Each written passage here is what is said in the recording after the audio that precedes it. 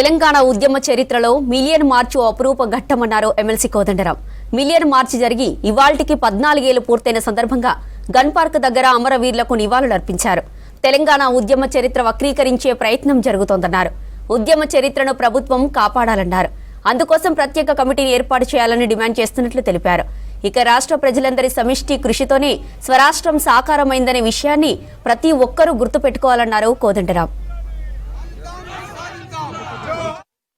ప్రజలు కదిలినంటే అది million March వల్లనే సాధ్యమైంది. అట్లాంటి ఘనమైనటువంటి ఆ కార్యక్రమాన్ని ప్రతి సంవత్సరం యాద్ చేసుకునే ప్రయత్నం చేస్తూనే ఉన్నాం. ఈసారి మొట్టమొదటిసారి కొంత ఎక్కువ మంది ఇవాళ ఇక్కడ ఉద్యమకారులు ఇక్కడి దాకా రావటం సంతోషదాయకం. అందరికీ కూడా తెలంగాణ ఉద్యమాభివందనలు తెలియజేస్తూ ప్రతి సంవత్సరం ఇదే విధంగా మిలియన్ మార్చ్ సందర్భంగా గన్ పార్క్ దగ్గర కలుసుకొని మనం ఆనాటి అమరులకు స్మరించుకోవటం మాత్రమే కాదు, తెలంగాణ ఉద్యమ ఆకాంక్షల సాధన కోసం ఐక్యంగా నిలబడదామని అందరికీ నేను ఈ సందర్భంగా విజ్ఞప్తి చేస్తున్నా. మనం చేయగలిగే పని తెలంగాణ ఉద్యమ చరిత్రను సరియైన వక్రీకరణ కాకుండా చూడాలి.